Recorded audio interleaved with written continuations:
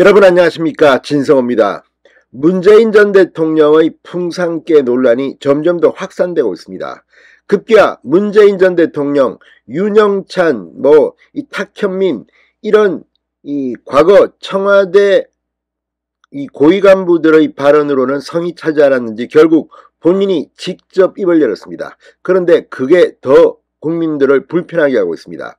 이런 가운데 과거 입양을 통해서 큰 감동을 줬던 최재형 의원이 문재인 전 대통령의 풍산개에 대해서 입을 열었습니다. 또 홍준표 대구시장, 지금 대구시장의 월급보다 더 많은 연금을 받는 문재인 전 대통령이 사료값이 아깝다는 취지의 비판을 했습니다. 자, 스타일은 다르지만 최재형, 홍준표 두 사람이 문재인 전 대통령에게 협공을 한 셈입니다.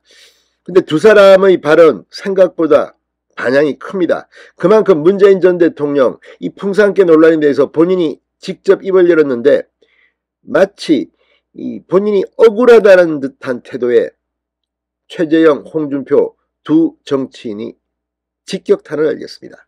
진성호의 융단 폭격 시작합니다. 문재인 전 대통령을 융단 폭격합니다. 방송에 앞서 아직 진성호 방송에 구독자가 아니신 분은 붉은색 구독 버튼 눌러주십시오.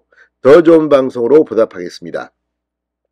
자, 문재인 전 대통령 선거 과정부터 재임 기간 내내 상당히 불편했던 홍준표 대구시장 드디어 폭발했습니다.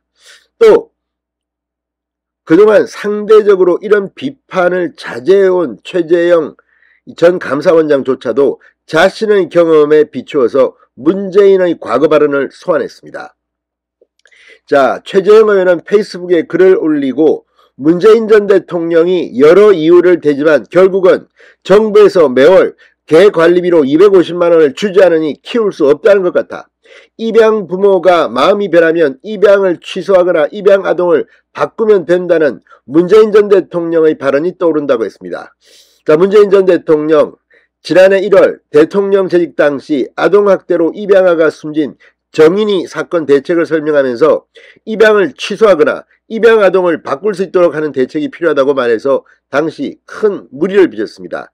아동인권을 고려하지 않은 위험한 발상이라는 비판이 나오자 당시 청와대는 현재 입양 확정 전 양부모 동의하에 관례적으로 활용하고 있는 사전 위탁 보호 제도 등을 보완하자는 취지라고 해명한 적이 있습니다.